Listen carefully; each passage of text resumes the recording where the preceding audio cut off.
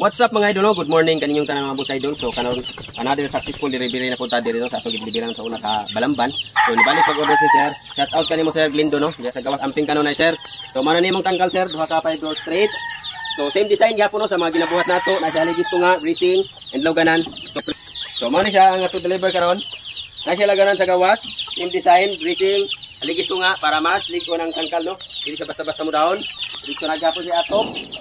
So kato mga ni border yung request nato nga patas ano gamay dire para butangan og pugaran depende na sa ninyo mga boss idol no kung ganahan mo taas dire pwede ra sa nato patas gamay para butangan og pugaran dol. Mga ni duha ka tindo og ka 5 floors.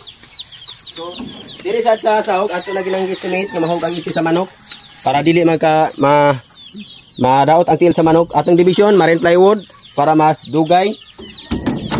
So halos wala na tayo lain tabian kung unsay matanawan ninyo sa atong video. Same design naman siya mga boss idol. So sa mga nangutana diya sa sukod, 22 by 23 inches ang 23 nato pataas, pababaw niya ang patuyok nato 22 inches. So para nako mga boss idol no, giusab na namo na sukod kay sa una, gamay-gamay gyud ang buhat pero naay mga ni suggest nato nga customer nga padakuan siya og gamay para mas komportable ang manok. Gibuhat na namo mga idol. So halos 2 years na wala man ni magbagog sukod, depende na kung magpa-customize ang atong customer. Kung ang ibutang nila mga shamu o dagkong manok.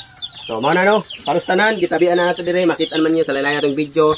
Salamat kayo sa mga solid supporter, sa atong mga customer, nga padayon sila ang kasuporta sa atong kamay nga negosyo, ug labi na sa mga tao, nga nisalig yun sila no, bisan pa mawala ta magkaila personal, as in peace sa social media rata, nagka-istorya or nagka-chat-chat, nisalig mo sa atong mga binahatan boss idol.